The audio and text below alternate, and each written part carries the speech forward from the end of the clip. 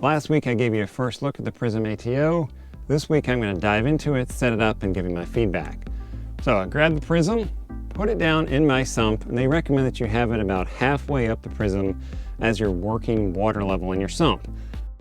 Next up, attach the tube to the blue tube holder. How the tubing was secured by the clip wasn't clear, and I stumbled with it until I figured out that the clip slides together to secure the tubing. Next, the tubing has to be secured to the pump, which is done by pushing the tube onto the barb fitting. This wasn't easy, and I would prefer a push connect fitting here.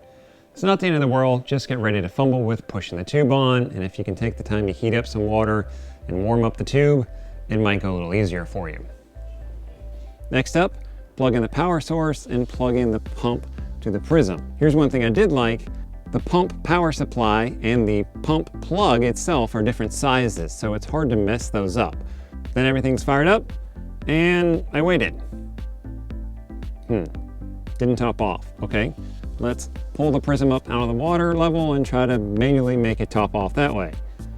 30 minutes went by, and the thing didn't top off. Change power sources just to be sure, nothing. I've always said that how a company responds to a customer service request with an issue with their product tells me more about the company than just the product alone. So I'm going to reach out to Reef breeders and say, hey, I couldn't get the PRISM ATO to work. Maybe I had a bad power supply. Maybe I messed up something in installation. I don't know. I couldn't figure it out. I'm going to reach out to them and give them a chance to respond. The last thing I'm going to do is get on here and say, it didn't work and therefore it's no good. I want to give them a chance, see how they respond, and see what we can come up with. At this point though, the PRISM ATO has some features that I like. I like that it has 3 eyes on it for redundancy. I had some challenges with how to clip in the tube, but I got that figured out. Overall, for the $70, $75 price point, it's about what I would expect. And now let's see if I can get this thing up and rolling so I can give you the full review. I'm Mark Callahan, Mr. Saltwater Tank, coming to you on behalf of SaltwaterAquarium.com. I'll catch you in the next episode.